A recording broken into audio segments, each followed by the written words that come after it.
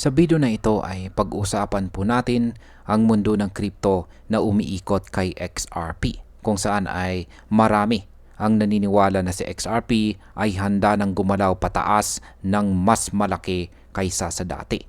May mga kilalang personalidad na nagbibigay po ng kanilang opinyon, kabilang na si Ginoong Jake Claver na kilala sa kanyang business commentary. Kahit hindi siya isang technical analyst, sinabi niya na ang chart ni XRP ay nagpapakita po ito na maaaring sumabog ang presyo nito. Dagdag pa rito, natapos na rin ang matagal na laban ni Ripple laban sa SEC na isa po sa pinakamalaking hadlang para kay XRP. Kaya ayan po ang siyang ating pag-uusapan sa video na ito. Pero bago po tayo magpatuloy ay pakibasa na lamang po muna ang disclaimer dito po sa ibaba ng ating screen. Ayan, ano nga ba ang sinabi ni Ginoong Jake Claver tungkol kay XRP? Ayan, pinost po niya dito sa kanyang X account. Ayan, si Ginoong Jake Claver ay meron po siyang 81.2k na bilang ng mga followers. At ang sabi niya rito, I'm not a technical analyst guy, but I think the XRP chart is looking like things are about to move higher, a lot higher. Yan. Ano nga ba ang kanyang ibig sabihin dyan? Ayan. Hindi po siya kilala bilang isang technical analyst. Pero inamin niyang ang chart ng XRP ay mukhang malapit ng gumalaw ng mataas.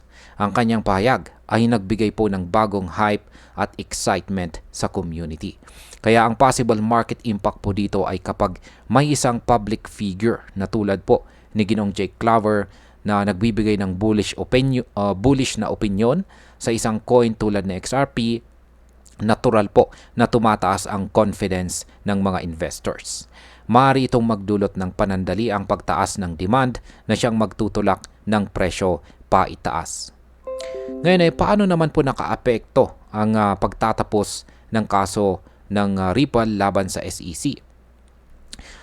Matagal na pong nakabitin sa XRP dahil sa kaso ng Ripple laban sa US SEC. Ngayon natapos na ang laban, isa sa pinakamalaking uncertainties ay natanggal na. Ibig sabihin ay wala nang masyadong regulasyon na pumipigil sa kanyang paglago. Kaya ang possible market impact po dito ay kapag natatanggal ang regulatory risk, mas maraming institutions ang pumapasok. Kaya posible po na mas tumaas ang presyo ni XRP dahil mas madali na itong tanggapin ng malalaking kumpanya at saka financial institutions. Ano naman po ang reaksyon ng community ni XRP? Ayan. Magkakaiba ang naging reaksyon ng mga tao. May ilan na tinawag sa XRP na scam at sinabing hindi ito legit. Pero mabilis po na tumugon si Ginoong Claver at sinabi po niya na sila ay misinformed lamang. May iba namang nagsabi na tiyak na tataas sa XRP at hindi po ito babagsak. Kaya pagdating po sa possible market impact, ang ganito pong debate sa community ay nagpapakita na malakas pa rin ang interest kay XRP. Kahit may detractors, ang patuloy na usapan tungkol dito ay maaari pong magbigay ng mas maraming exposure na nagbubunga ng mas malaking adoption. Ngayon ay totoo bang hindi maabot na XRP ang kanyang dating all-time high? Ayan, may mga nagsasabi na si XRP ay hindi na raw aabot sa dating presyo nito na $3.65. Ngunit nag-reply itong si Ginoong Claver gamit ang GIF ni Pangulong Donald Trump na nagsasabing wrong, ayan, or mali. Malinaw na bullish pa rin siya at naniniwalang kaya pa ring umangat si XRP. Kaya ang possible market impact po dito ay kapag bumalik si XRP sa kanyang dating all-time high, ito ay halos triple ng kanyang kasalukuyang presyo. Kapag nangyari ito, maraming investors ang makikinabang at posibleng magkaroon po ng bagong wave ng retail buyers. Ngayon ay posible bang gumawa si XRP ng mga bagong milyonaryo? Yan, will XRP make new millionaires? Isa pong user ang nagsabi na ang hawak or holdings na 500 XRP ay hindi po makakapagbigay ng malaking yaman. Ngunit pinaalala po ni Ginong Claver na ganito rin ang sinasabi tungkol kay Bitcoin noong mga early years nito.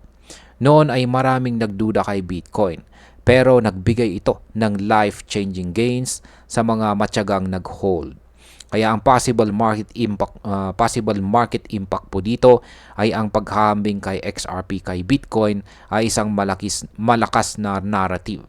Kapag naniwala ang mga investors dito, posible silang mag-hold ng mas matagal na makakatulong para itulak pataas ang presyo. Ngayon ay bakit naman po sinasabing nasa transition ang market ngayon? Ngayon tapos na po ang kaso ni Ripple, ang focus ay bumabalik sa adoption at saka market structure. Si XRP po ay gumagawa na ng hakbang sa real-world asset tokenization na isang sektor na malaki ang potensyal. Kaya ang possible market impact po dito ay kung magtagumpay si XRP sa tokenization ng real-world assets, siya ay makakakuha ng malaking bahagi ng institutional interest. Posible itong magbigay ng stable at pangmatagalang pagtaas ng presyo. At ayan, bilang panghuli, sa aking pananaw, si XRP po ay nasa isang napaka-importanteng yugto ng kanyang kwento. Ang pagtatapos po ng kaso ng laban sa SEC ay isang malaking panalo dahil nagtanggal ito ng hadlang na pumipigil sa kanyang paglago. Ang pananaw naman po rito, ang bullish na pananaw naman po dito ni Ginoong Jake Claver ay maaari pong magbigay ng confidence sa mga bagong investors. Ngunit dapat po nating tandaan na kahit bullish ang market sentiment ay may risk pa rin. Kung tuloy-tuloy po ang adoption ng XRP sa tokenization ng real-world assets at manatiling positibo ang market narrative, posibleng makakita po tayo ng malaking pagtaas ng presyo nito sa mga susunod na buwan. Para sa akin, si XRP po ay isang coin na hindi po natin dapat baliwalain dahil ang kanyang kwento ay maaari pong magbigay ng malalaking pagbabago sa crypto market. At ayan, hanggang dito na lamang po tayo sa video na ito mga ka-crypto. Marami pong salamat sa panonood. Ingat po tayo lagi at God bless po sa ating lahat.